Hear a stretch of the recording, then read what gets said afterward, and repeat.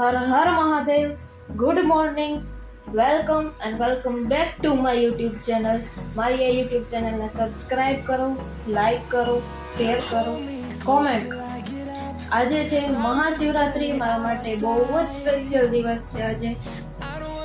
Guys, તો શિવરાત્રિ ઉપર બધા ભાંગની પ્રસાદી લેતા હોય તો તમે કોઈ દિવસ ઓરિજિનલ ભાંગ પીધી છે? અને પીધી હોય તો શું થાય એ કોમેન્ટ કરી દેજો. ઘરનું બધું કામ થઈ ગયું છે, હવે મારે બનાવવાનો છે ફરાળ, કારણ કે બધા મહાશિવરાત્રિ રહ્યા છે. તો આજે શિવરાત્રિ છે એટલે અમે સાંજે જવાના છીએ રામનાથપરા મહાદેવના મંદિરે દર્શન કરવા માટે, અને ત્યાં આરતી પણ લેવાના છીએ. તો તમને દર્શન કરાવીશ, બ્લોગમાં કન્ટિન્યુ બન્યા.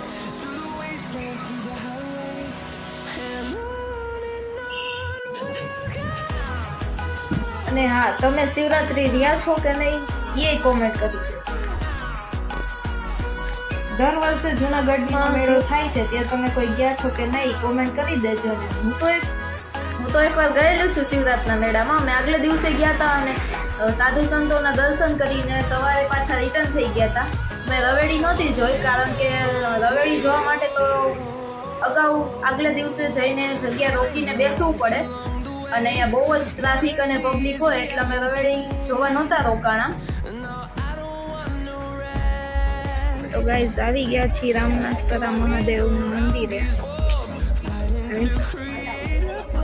આ રામનાથપરા શમશાન છે, અને અહીંયા આજે શિવરાત્રિ છે એટલે બહુ જ ટ્રાફિક છે, જોઈ શકો છો તમે.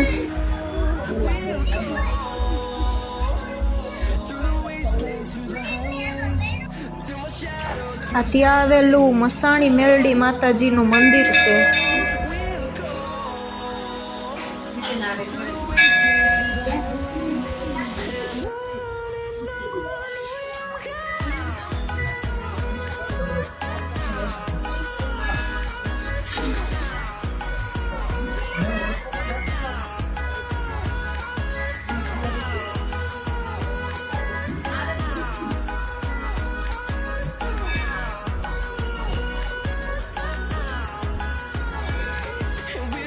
તો ગાઈઝ, બેક ટુ હોમ.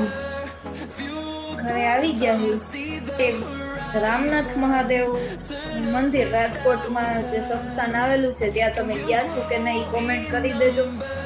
હું આજે બહુ ઝાઝી પબ્લિક હતી અને ટ્રાફિક બહુ ઝાઝી હતી એટલે હું બતાવી ન શકી લખું, ને રાતનો સમય હતો સાંજનો એટલે સરખું બતાવી ન શકી.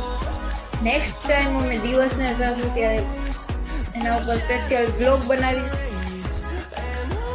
તો ગાઈઝ, આજનો બ્લોગ હું અહીંયા જ એન્ડ કરું છું, અને મહાશિવરાત્રિ નિમિત્તે મહાદેવને એક જ પ્રાર્થના કરું છું કે તમારા બધાની મનોકામના મહાદેવ પૂરી કરે. હર હર મહાદેવ. મારી આ ચેનલને લાઈક કરો, શેર કરો, સબસ્ક્રાઈબ કરો.